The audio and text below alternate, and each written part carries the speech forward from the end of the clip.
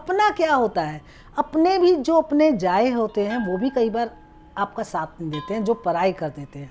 अपना वही है जो आपके वक्त पे काम आए, मैं इस चीज़ को मानती हूँ। जैसे मैंने अपनी जात इसलिए हटाई, क्यों मैं अपने पिता और पति की क्यों जात लगाऊं। मेरा नाम सर्वेश है, मुझे कोई सरनेम नहीं चाहिए।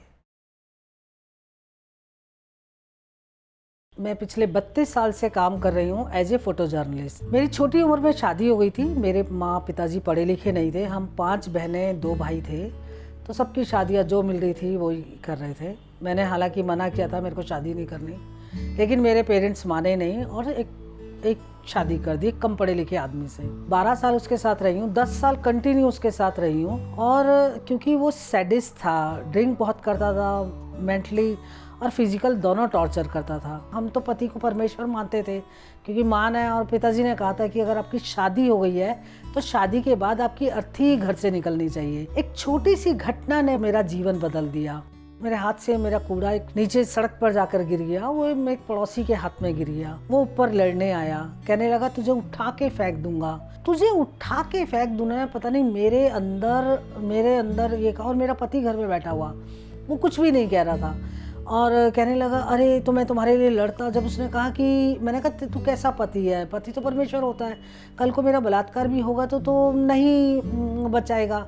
तो कहता है मैं तेरे लिए लड़ता, तो तेरे लिए लड़ता ने मेरे आग में घी का काम किया। फिर मैंने कहा नहीं अब तो बहुत हो गया। फिर काफ़ी लड़ाई हुई। पड़ोस में एक मेरी लेक्चरर रहती थी, मिसिस कौशिक, उसने सहेली का पता बताया। सहेली एक महिलाओं की संस्था है जहाँ बहुत सारा मतलब लड़कियों को हेल्प करते हैं।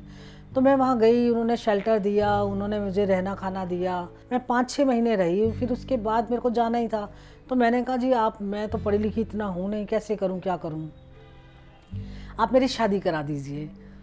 तो उन्होंने कुछ नहीं ये कराया तो नहीं, लेकिन एक आलोक नाम के व्यक्ति से मिलवाया। उसने मुझे कैमरा दिया, कहा कि तू पढ़ी लिखी तो है नहीं, लेकिन हाँ ये है कि तेरे अंदर जो मैंने देखा, तेरे अंदर देखा कि तू एक्टिव बहुत है और बड़ी जल्दी कैच करती है।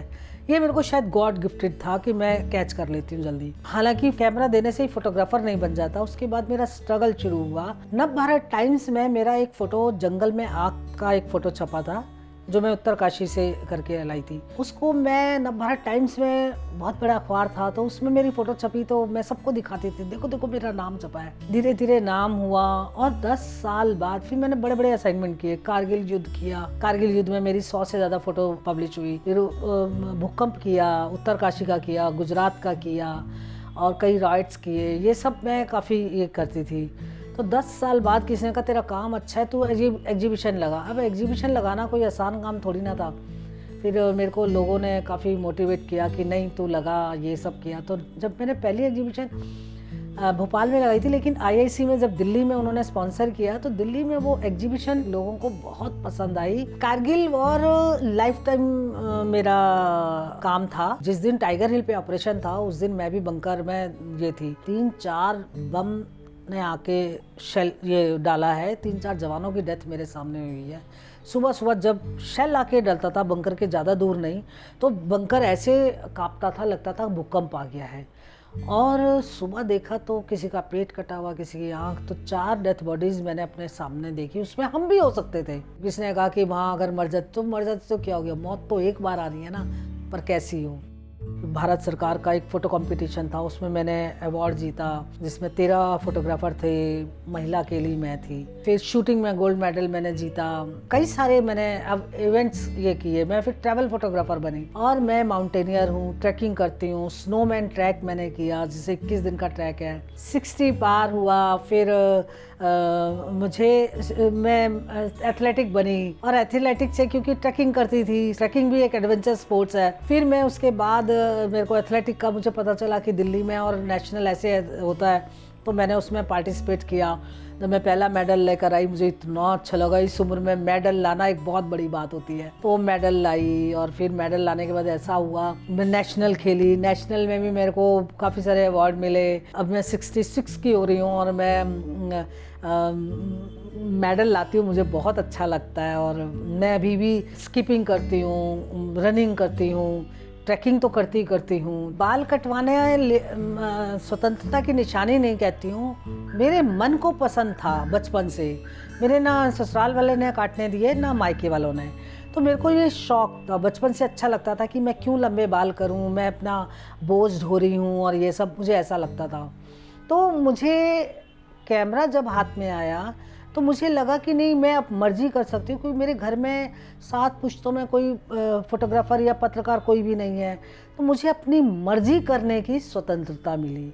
बाल कटवाना उसका एक सिंबल था। ऐसे हमारे देश में बहुत सारे स्ट्रगल है महिलाओं के लिए जब वो फील्ड में निकलती है, और फोटो जर्नलिस्ट का स्ट्रगल ज़्यादा इसलिए है क्योंकि उसका 10 to 5 जॉब नहीं है। आपको फील्ड में रहना है, तरह तरह के लोगों से मिलना है, तरह तरह के लोग आपको डिमोरलाइज करते हैं। महिलाओं को अपनी शक्ति के बारे में जानना चाहिए, हम क्या हैं, जब हम ठीक हैं तो हम किससे डरें, और जो कहता है उसको 4 सुनाओ तो आपको डरने की मतलब मुझे लगता है कि वो चुप अपने आप ही हो जाएगा। और महिलाएं इतनी इमोशनल होती हैं कि वो बस इमोशनल में ही मारी जाती हैं। इमोशनल होना बुरा नहीं है, मैं भी हूँ, लेकिन इतना नहीं हो कि आप अपने आप को दबाते रहो और आप सहते रहो।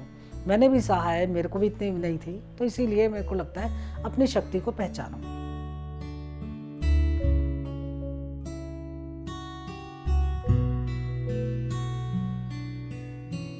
अगर आपको हमारा ये वीडियो पसंद आया है तो लाइक और शेयर करें। ऐसे और वीडियोस देखने के लिए सब्सक्राइब करें टू कल्चर कोलाज।